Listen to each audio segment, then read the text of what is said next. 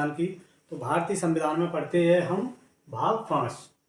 भाग 5 में है संघ केंद्र सरकार, अनुच्छेद 52 से 151, यानी कि संघ का मतलब है जैसे कि कहीं हम घूमने जाते हैं, टूर गए घूमने, ताजमहल गए या चिड़ियाघर गए घूमने, तो एक संघ बना के जाते हैं। संघ से हमें एक फायदा रहता है, किसी प्रकार की दिक्कत नहीं आती, समस्या नहीं आती और हमें ताकत भी रहती है संघ से। तो उसी तरीके से सभी राज्य केंद्र के संघ है ये। तो इसमें पढ़ते हैं हम अनुच्छेद 52 यानी कि आर्टिकल 52। भारत गणराज्य का एक प्रमुख संवैधानिक राष्ट्रपति होगा। भारत में एक सबसे ऊपर एक राष्ट्रपति होगा। भारत में केवल एक ही राष्ट्रपति होगा और वह देश का प्रथम नागरिक होगा। भारत में एक ही राष्ट्रपति होगा और वह देश का प्रथम नागरिक भी होगा।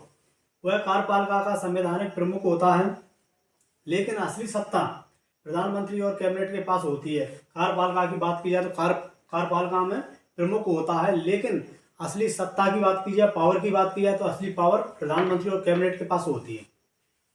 देश में एकीकृत नेतृत्व बनाए रखना, राष्ट्रपति के रूप में एक प्रतिनिधि और संवैधानिक प्रमुख की व्यवस्था करना। देश में एकीकृत बनाए रखना हमें, राष्ट्रपति के रूप में एक प्रतिनिधि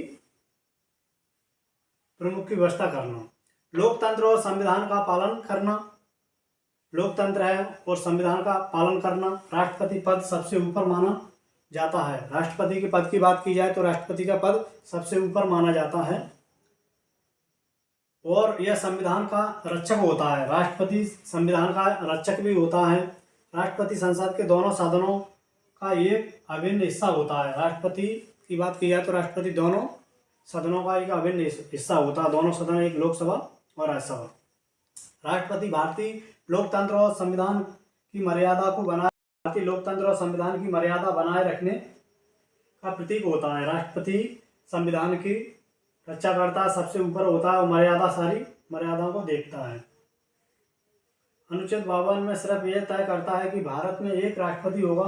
अनुच्छेद 52 यह तय करता है कि भारत में एक ही राष्ट्रपति होगा।